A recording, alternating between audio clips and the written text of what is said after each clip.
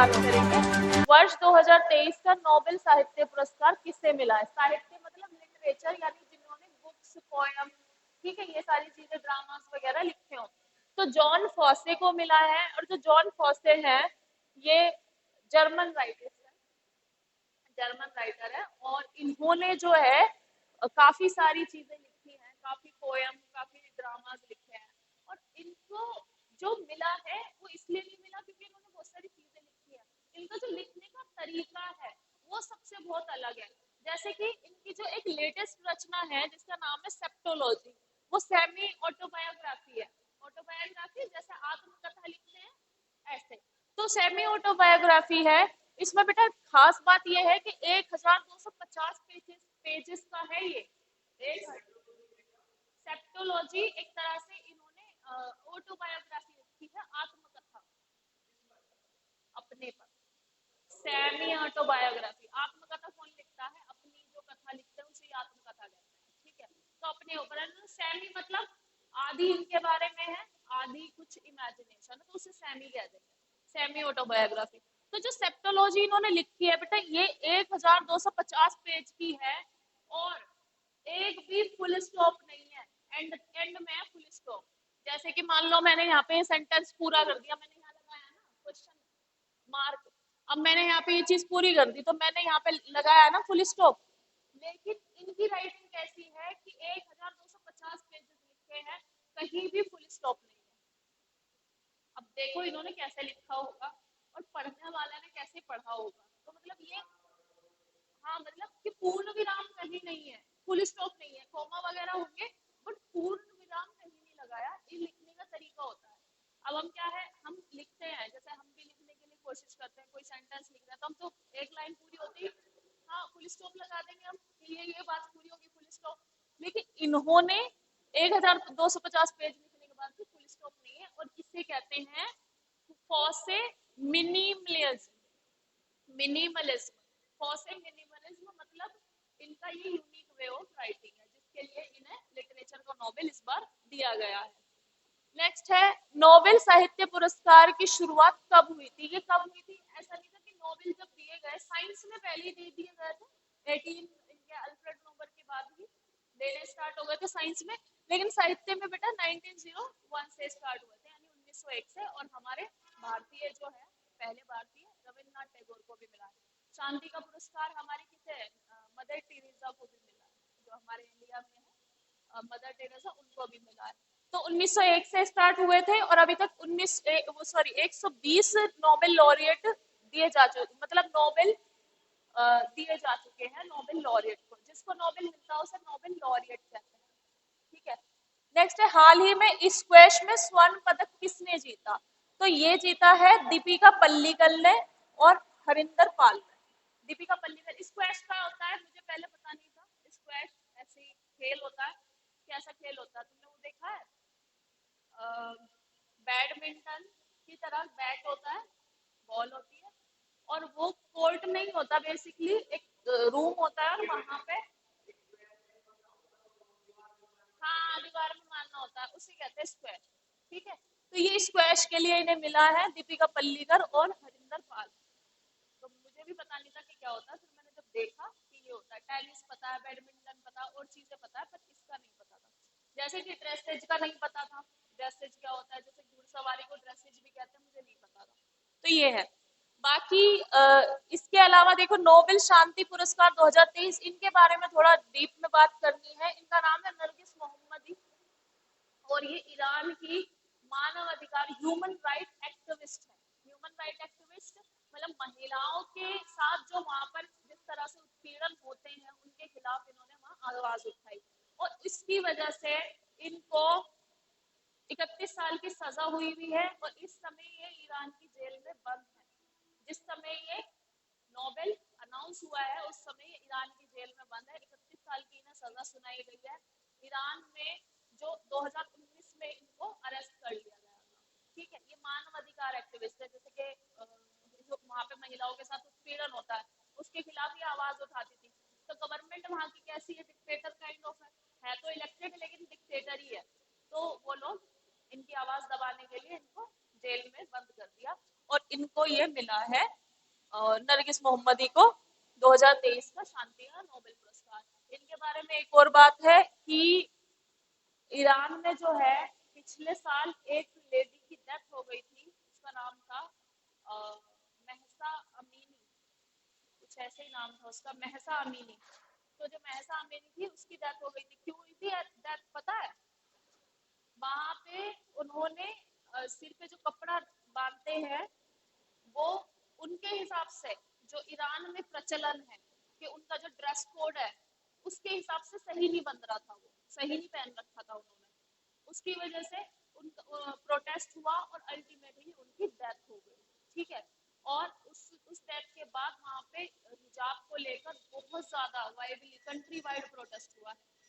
तो ये चीजें वहां पर होती रहती है, जिसमें कि नरगिस मोहम्मदी भी मतलब अभी नहीं, इनको तो पहले सजा 2019 से सुनाई हुई है, 2019 के बाद से, तो इनको अब मिला शांति का नोबेल। लेकिन ये लोग इतने खराब है, जिस पर्सन को शांति का नोबेल मिल रहा है वो अभी भी जेल में बंद है। रिलीज ही कर दो। 31 साल की सजा सुनाई हुई है। 31 साल, पूरी पूरी उम्र निकल जाएगी इनकी वहीं पे जेल में ही। क्योंकि वो शायद देखने में लगती है कि 40 से तो नीचे की होंगी, 36 या 35, देखने में तो ऐसे लगती है, बट अब देखो 31 साल की सजा है। तो ये वहां पे होता रहता है। और मैं बताऊं, ईरान, इराक, सीरिया और ये इनका जो मेन वो है, जो सबसे ज्यादा इनको पीछे करके रख लेके चलता है कि ये वेस्टर्नाइजेशन इनका हुआ नहीं। वेस्टर्नाइजेशन इन द सेंस कि हम ये नहीं कह रहे कि तुम बिल्कुल यूरोपियन बन जाओ, बट एटलीस्ट जो ह्यूमन राइट हैं वो तो तुम दो लोगों को। सेम यही चीज अब अफगानिस्तान में स्टार्ट हो गई होनी। और देखो हम कितने फॉर्चुनेट है, हमें कोई हमारे कॉन्स्टिट्यूशन में लिखा है तुम किस तरह के कपड़े पहनोगे? नहीं, फ्रीडम ऑफ चॉइस दे दी, पहले इंस्टेंस में दे दी। जब हमारा कॉन्स्टिट्यूशन बना था 1948 में आए थे ह्यूमन राइट्स, यूडीएचआर साइन कर लिया था इंडिया ने। ठीक है, universal declaration of human right. और बेटा जब हमारा कॉन्स्टिट्यूशन बन के तैयार हुआ था, ये 26 नवंबर 1949 में बन के तैयार हुआ था, तो हमने ऑटोमेटिकली ह्यूमन राइट अपने फंडामेंटल राइट में ऐड कर दिए थे ऑटोमेटिकली। हमने ना किसी से पूछा ना कुछ। और हमारे ह्यूमन राइट जो है एलियंस को भी अवेलेबल है। एनिमी एलियन, एनिमी एलियन कौन कौन होते हैं? जिनसे हमारे संबंध अच्छे नहीं है, पाकिस्तान है, चाइना है, जो कि एनिमी एलियन है। बाकी जिन कंट्री से हमारे संबंध अच्छे हैं, वहां के लोग अगर हमारी कंट्री में आते हैं उनके साथ भी किसी तरह का भेदभाव नहीं होगा। तो ये हमारा है। बाकी हाल ही में तीस्ता नदी में बाढ़ के कारण कहाँ भारी क्षति हुई? मतलब सिक्किम में बहुत भारी बाढ़ आई है। और इसका मैं नाम बता रही हूँ तुमको, कौन सा ग्लेशियर फटा है वहां पे? कोई ग्लेशियर फटा है, मतलब ग्लेशियर गिर गया लोनाक नदी में, लोनाक लेक में। ये एक ग्लेशियर लेक थी, लोनाक लेक, जो कि लद्दाख में है। और लोनाक लेक जो है, इसके आउटबर्स्ट होने की वजह से तीस्ता नदी में बाढ़ आ गई। तीस्ता नदी में बाढ़ आने की वजह से सिक्किम में भारी क्षति हुई है। और यहाँ पर अभी तक बेटा 14 पीपल जो है वो डाइड हो गए हैं। और 102, उसमें 22 आर्मी पर्सनल भी हैं, सैनिक भी हैं, जो कि गुमशुदा है, अभी वो मिल नहीं रहे हैं। और इसमें वहां के जो मेजर इम्पोर्टेंट ब्रिज हैं, ब्रिज और क्या कह सकते हैं उन्हें, डैम है, वो सब कोलैप्स हो गए हैं। तीस्ता में 3 हाइड्रो इलेक्ट्रिक प्रोजेक्ट चल रहे थे, सिक्किम एनर्जी। और जो सिक्किम में एनर्जी का वो है भाई बेटा, क्योंकि हाइड्रो इलेक्ट्रिक प्रोजेक्ट है वो टूट गए, वहां पर उनमें डैमेज हो गया, तो उसकी वजह से वहां पे इलेक्ट्रिसिटी भी ठीक से नहीं आ रही है। ठीक है। और ये लोनाक लेक में आया है सिक्किम, ये नाम याद रखना, लोनाक लेक में आई है बाढ़। अगर क्वेश्चन में ऐसे पूछ लिया कि कौन सी लेक में आई है तो लोनाक। किस राज्य ने हाल ही में 35% महिला आरक्षण गवर्नमेंट जॉब्स में प्रदान किया है, यानी कि गवर्नमेंट उसमें नौकरी में? तो देखो मध्य प्रदेश ने किया है। और तुमको पता ही है कि बेटा विमेन रिजर्वेशन बिल आया है हमारा, एक्ट बन गया है अब तो ये। विमेन रिजर्वेशन एक्ट 2023, जिसमें के लोकसभा और राज्यसभा और स्टेट असेंबलीज में भी 33% रिजर्वेशन महिलाओं को दिया जाएगा। ठीक है, अगर ऐसा होता है तो कितनी संख्या हो जाएगी हमारी टोटल? 543 है मेंबर ऑफ पार्लियामेंट। अगर 33% अप्लाई करते हैं तो पार्लियामेंट में 182 महिलाएं होंगी। प्रेजेंट में ये बहुत कम रेशियो है, 543 में केवल 82 महिलाएं हैं। ठीक है, तो ये एक बहुत बड़ा गैप है जो कि फिल करना। मध्य प्रदेश में अभी 35% महिलाओं को रिजर्वेशन गवर्नमेंट जॉब में देने की बात कही है। और नेक्स्ट है, हाल ही में 2 दिन का नीम साहित्य महोत्सव कहाँ आरंभ हुआ? नीम साहित्य महोत्सव बेटा ये बेंगलोर में हुआ है। और नीम साहित्य महोत्सव के बारे में थोड़ा सा और मैं तुम्हें बता देती हूँ ताकि तुम्हें याद रहे। ये 7 से 8 अक्टूबर 2023 के बीच में होगा। अब ये आज से स्टार्ट हो जाएगा, 2 दिन का, 7 से 8 अक्टूबर के बीच में होगा।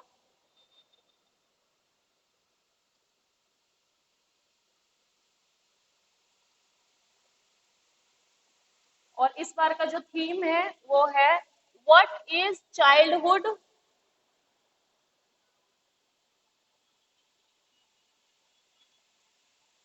Childhood without stories. स्टोरीज के बगैर क्या ही बचपन है, स्टोरीज के बगैर कहाँ बचपन है। क्योंकि साहित्य है तो इट मीन्स के बेटा यहाँ पे पोएट्स भी आएंगे, कुछ स्पीकर्स भी आएंगे, कुछ स्टोरी टेलर्स भी आएंगे जो कि यहाँ पे इस फेस्टिवल में पार्ट लेंगे।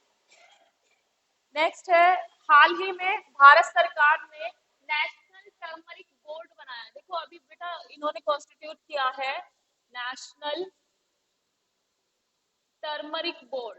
ठीक है, टर्मरिक बोर्ड मतलब हल्दी के प्रोडक्शन को जो रेगुलेट करेगा, उस बोर्ड का इन्होंने गठन किया है।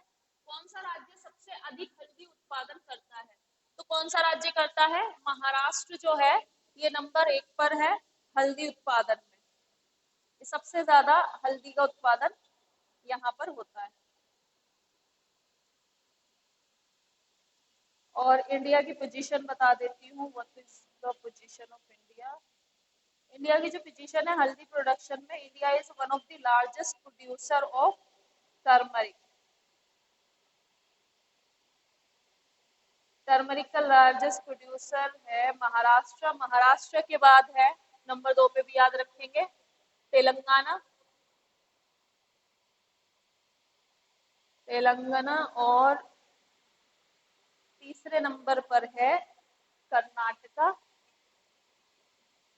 और इसके बाद है तमिलनाडु एंड तमिलनाडु। कोई भी प्रोडक्शन में सबसे बड़ा सबसे छोटा ये याद रखना। बाकी जो आता है ल्यूसेंट में नॉर्मल काइंड ऑफ जीके आता है ना, उसमें से मैं जो वो है छोटा मोटा जो रहता है, यानी कि हमारी कंट्री में सबसे लार्जेस्ट कौन है प्रोड्यूसर, वीट का कौन है, राइस का कौन है, ये सारी चीजें भी छोटा छोटा तुम लोगों को भेजती रहती हूँ। और अब भी मैं तुम्हें आगे भी भेज दूंगी और सर भी भेजते रहते हैं तुमको। ठीक है, उसे खोल के देख लिया करो एक बार, बस नजर लगा के पढ़ के, क्योंकि अगर तुम आगे बैठने वाले एग्जाम में तो तुम्हारे लिए काम आएगा। द फ्रीडम हाउस रिपोर्ट में इंटरनेट फ्रीडम में भारत का कितना स्कोर है, इसके बारे में ज्यादा बात करनी है।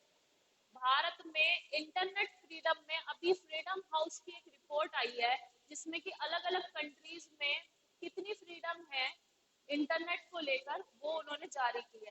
तो उन्होंने बताया है कि हमारा जो स्कोर है, इंडिया का जो स्कोर है वो 50 है, पार्टली फ्री।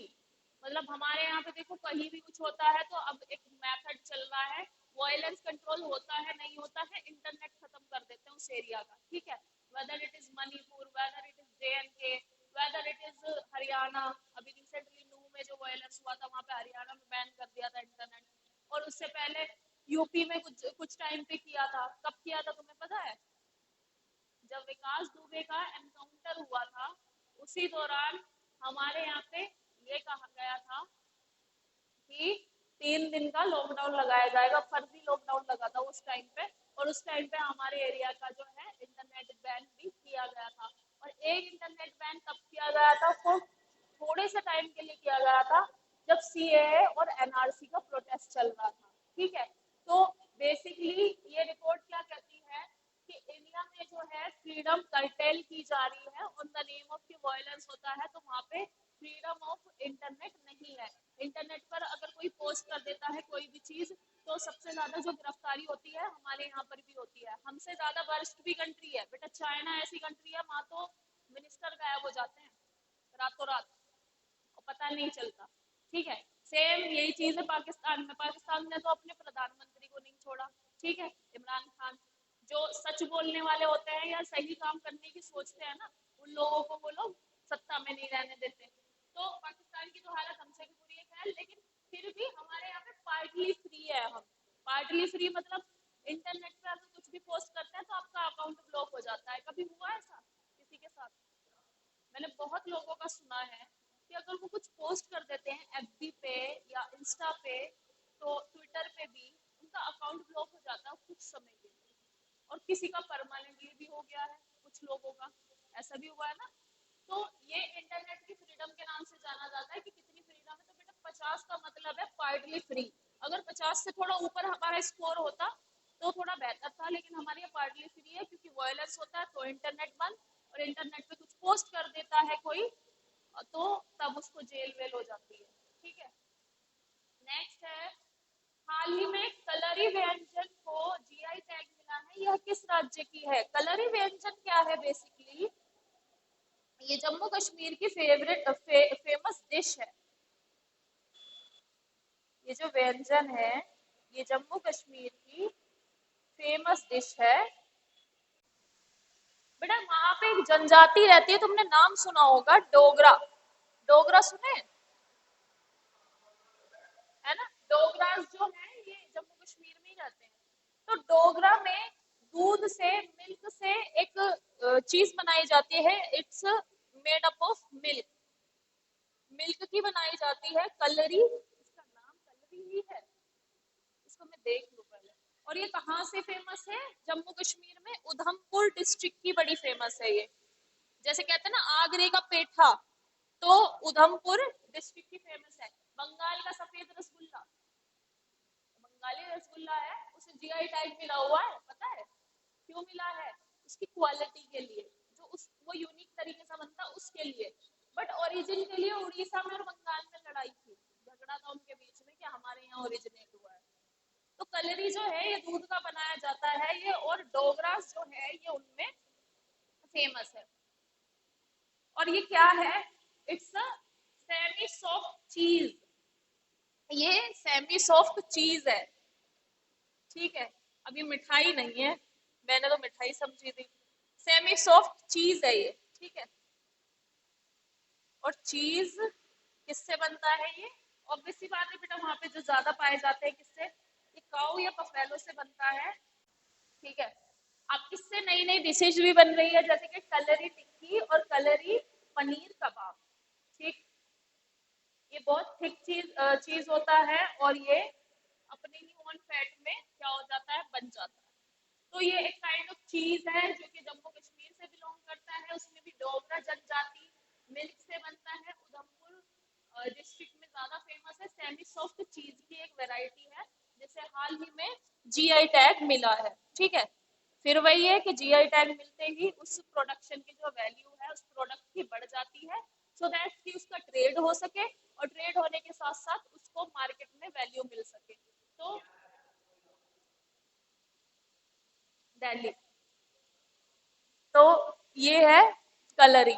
ठीक है, इसे याद रखना। और ये नोबेल के नाम तो बेटा रट लो, बस कुछ भी करो दिमाग में बैठा लो कि साहित्य के लिए जॉन फॉसे को मिला है और शांति के लिए नरगिस मोहम्मदी। नरगिस मोहम्मदी जी की तो कहानी बहुत फेमस सी है, तो इनको तो तुम याद ही रख पाओगे क्योंकि शी इज इन जेल। और हाँ, शांति के नोबेल में बहुत सारे ऐसे नेता हैं जो कि जेल में हैं और उनको मिला है। मैं कुछ नाम बताऊंगी तुमको जो कि जेल में है और उनको शांति का नोबेल मिला है।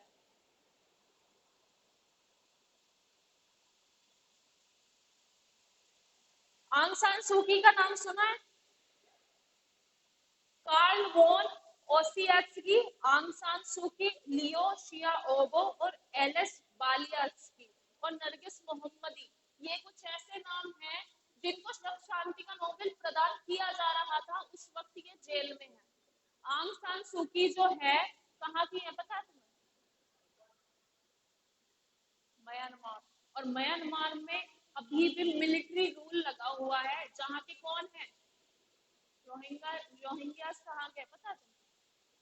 म्यांमार के। म्यांमार में 2017 से एक वो चलता आ रहा है झगड़ा, जो कि रोहिंग्यास को लेकर था। वहां पर जो रोहिंग्यास एथनिक कम्युनिटी थी कि वहां की जो रखाइन स्टेट में रह रहे थे, तो उनको वहां के लोगों ने भगा दिया था, वहां की मिलिट्री ने मार के। एथनिक क्लींजिंग मतलब बहुत कहते हैं ना होलोकास्ट काइंड ऑफ। होलोकास्ट उसे कहते हैं कि पर्टिकुलर एथनिक ग्रुप को आप मार रहे हो, तो होलोकास्ट हुआ था। उसकी वजह से रोहिंग्यास हमारे इधर भाग कर आ गए थे।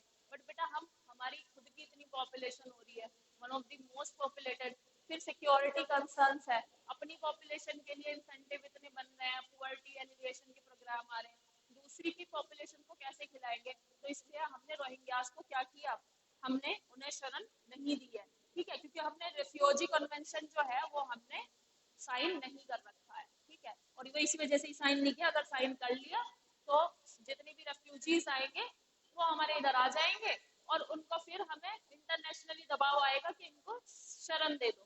ठीक है, तो वहां पे आंग सान सूकी जो लीडर हैं, उनको वहां की मिलिट्री ने जेल में बंद करवा दिया है। वहां की लीडर थी वो, प्राइम मिनिस्टर वहां का इलेक्टेड गवर्नमेंट नहीं है यहाँ पर। तो वो भी ऐसे ही है कि सच बोलने की उन्हें सजा मिलती है। आंग सान सूकी को जेल में बंद कर दिया, तो अभी रिसेंटली उन्हें जेल से हाउस में शिफ्ट कर दिया गया है, हाउस अरेस्ट में। और उनके साथ इतना खराब बिहेवियर हुआ है कि उनके हस्बैंड की डेथ हो गई थी, आई थिंक इन यूके और अमेरिका, और वो उनको देखने तक नहीं जा पाई। ठीक है, उनके हस्बैंड, उनकी फैमिली वहां रहती है, तो उनकी डेथ हो गई थी और वो उन्हें देखने तक नहीं जा पाई। तो ये बहुत ऐसी कहानी है शांति पुरस्कार वालों के लिए कि कुछ तो जेल में थे 4-5 लोग जिनको ये मिला है। चलो ये याद रखेंगे, और दिस इज डन।